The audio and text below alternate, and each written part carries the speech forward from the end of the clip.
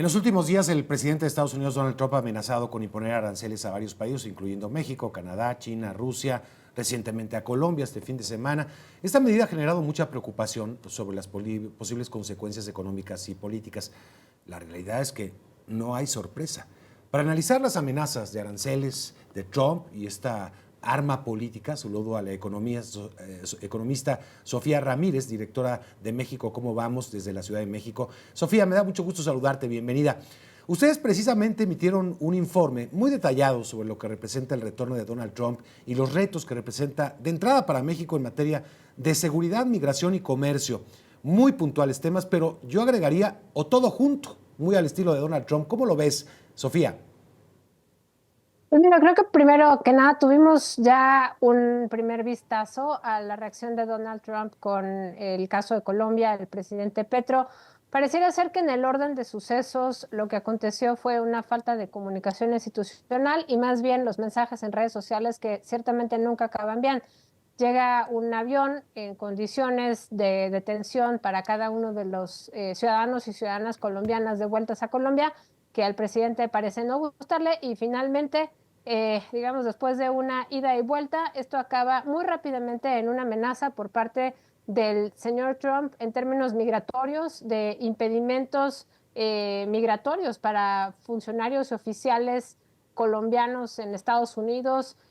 sanciones para los integrantes del partido en el poder en Colombia y ciertamente los muy temidos aranceles, una emergencia, así lo señala el señor Trump, con un arancel del 25% para todos los bienes. Creo que ciertamente esa es una primera probada de lo que tenemos aquí enfrente, de cómo el señor Trump va a violar todo tipo de acuerdo comercial, todo tipo de estipulación dentro de la Organización Mundial del Comercio, donde ciertamente no está habiendo una afectación ni por la causa de seguridad nacional, ni por términos comerciales, y simplemente este arancel de emergencia pues es una respuesta a una política migratoria que no le gusta, digamos, al señor Trump, que es que no se acepten a los colombianos. Más allá de que la dignidad de las personas es no viajar esposados de pies y manos, creo que en el fondo, insisto, está el Sí. entender que estamos hablando con un personaje muy complicado que no necesariamente va a seguir por las vías tradicionales de la diplomacia y finalmente más vale, como aconteció con México,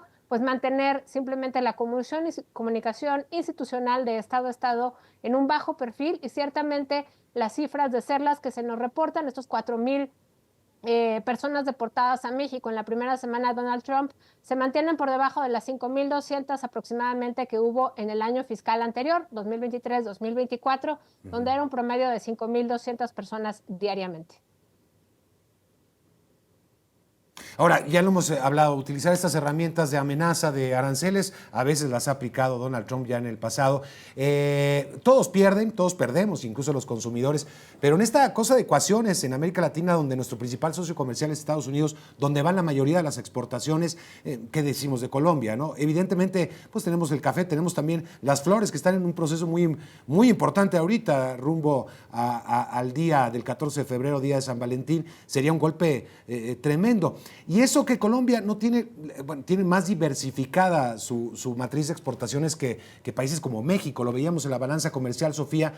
publicada esta semana por INEGI. Gran parte de nuestras exportaciones, nuestro motor económico, depende de Estados Unidos, Sofía. Totalmente, tenemos que tomar en cuenta que en efecto México le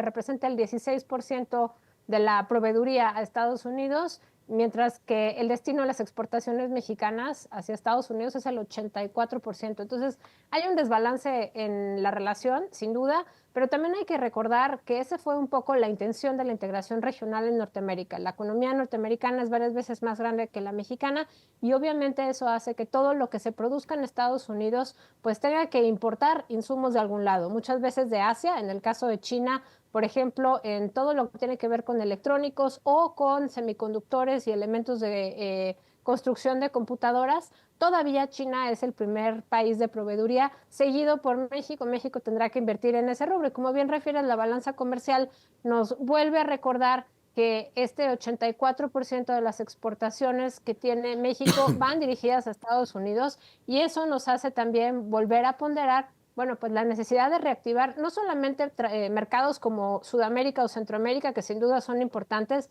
pero sobre todo mercados como pueden ser Gran Bretaña y Europa, que digamos equivalen en tamaño de la economía, equivalen en potencial económico, en poder económico y por supuesto en capacidad de generar estas cadenas de suministro útiles, invirtiendo en tecnología, invirtiendo en capital humano. No hay que olvidar que los aranceles pues todavía tienen muchos escenarios y no serán escenarios continuos, no es digamos que hay un escenario optimista y uno pesimista y uno en medio, va a haber siempre una variación de los mismos, como vimos justamente en el caso Petro, y hay que tomar en cuenta que en cualquier momento pues esta amenaza se puede concretar. Ahorita quedó en una amenaza en el caso colombiano, pero pues en el caso mexicano habrá que ser muy cautos si la estrategia es hacer aranceles, digamos, de resarcimiento retaliatorios en sectores específicos, lo cual puede generar cotos de poder y ganadores también del lado mexicano, en industrias que les gustaría tal vez el proteccionismo, como pueden ser el acero y otras industrias,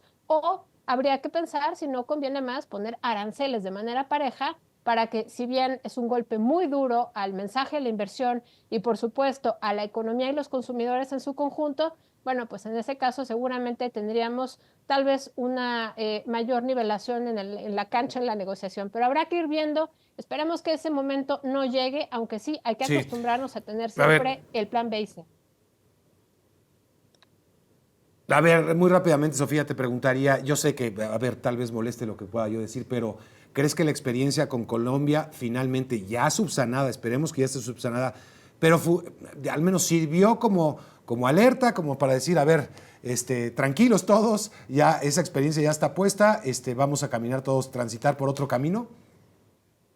Yo creo que la experiencia colombiana es una experiencia de muchas, insisto, dependerá mucho el contexto, el momento y sobre todo si no hay algo más importante en la agenda. Digamos que se vuelve atractivo atacar a alguien cuando es alguien relativamente más pequeño, en el caso colombiano, pues en términos relativos por el tamaño y el volumen comercial, pues sí, ciertamente es un socio minoritario. Claro. Yo creo que hay que recuperar aquí varias lecciones, Mario. La primera es, están perfectamente cruzadas las carreteras de la negociación diplomática, migratoria, comercial y de seguridad, no son agendas separadas. Punto número dos, esto no se resuelve en redes sociales, esto se resuelve con la Cancillería y el Departamento de Estado y no a través de comunicaciones que parecieran ser muy poéticas y nacionalistas. Y yo creo que número tres, insisto, que hay que tener muy mapeado quiénes son los interlocutores en Estados Unidos, quiénes son los interlocutores que van a reclamar allá la imposición de aranceles. Por ejemplo, el sector automotriz, que bueno, pues importa muchísimos de los insumos de lo que produce en Estados Unidos, no solo de México, también de China. Y si le cierran las dos proveedurías, pues ciertamente quien acaba perdiendo es justamente el sector automotriz, que valga la pena recordar en este momento, fueron grandes financiadores de la campaña de Donald Trump.